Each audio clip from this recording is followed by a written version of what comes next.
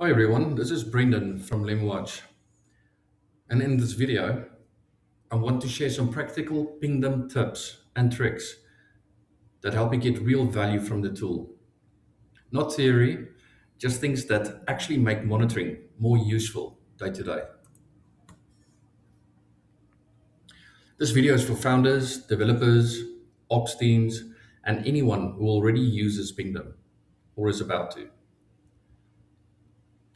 If you've set up uptime monitoring but still feel alerts are too noisy, and that your dashboards are overwhelming,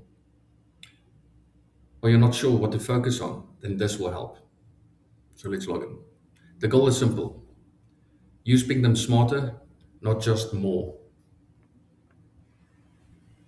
The first step is don't monitor everything the same way. Let's look at our uptime check. A common mistake is setting the same frequency for all of your checks. Critical endpoints should be monitored more frequently. Do that by looking at your check interval here. Less critical pages don't need that level of attention. This reduces alert fatigue and keeps focus on what actually matters.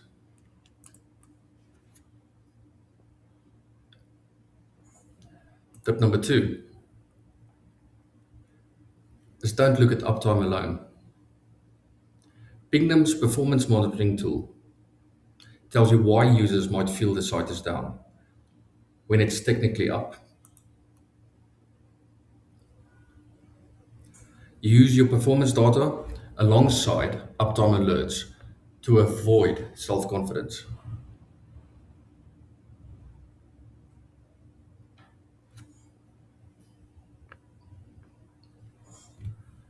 Third tip I want to go into is called alert configuration.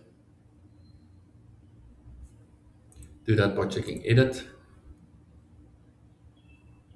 scroll down, and there's your alert settings. If you alert on every small spike or short outage, then people stop trusting your alerts. Use longer confirmation windows for non-critical checks. Therefore, you want alerts that signal action, not noise.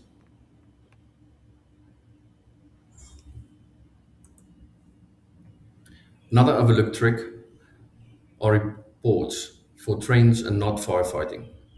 Instead of checking uptime percentages daily, review them weekly or monthly. That's where patterns actually show up.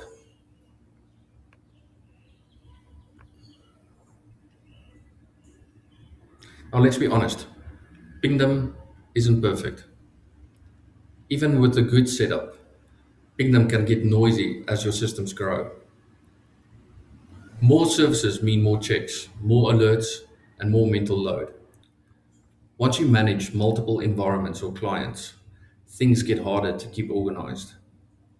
There's no strong concept of what needs attention right now. Everything looks equally important. And finally, cost. You may end up paying for checks and features that don't get used regularly. That's fine for bigger teams, but smaller ones start questioning the value of the product. So compared to simpler tools, Pingdom offers more depth, especially around performance and reporting. Compared to lighter uptime tools, it feels more enterprise style. That's great if you want detail, but it also means more setup, more tuning, and more ongoing management. For context, this is how we do this in Lemwatch, which is the tool we use ourselves.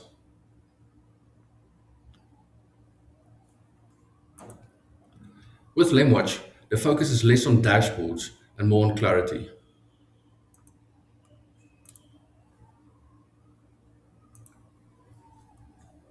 Instead of many alerts, the goal is fewer, more meaningful signals. You quickly see what's broken, why it matters, and what action is needed. It's designed around real team workflows and not just monitoring your data.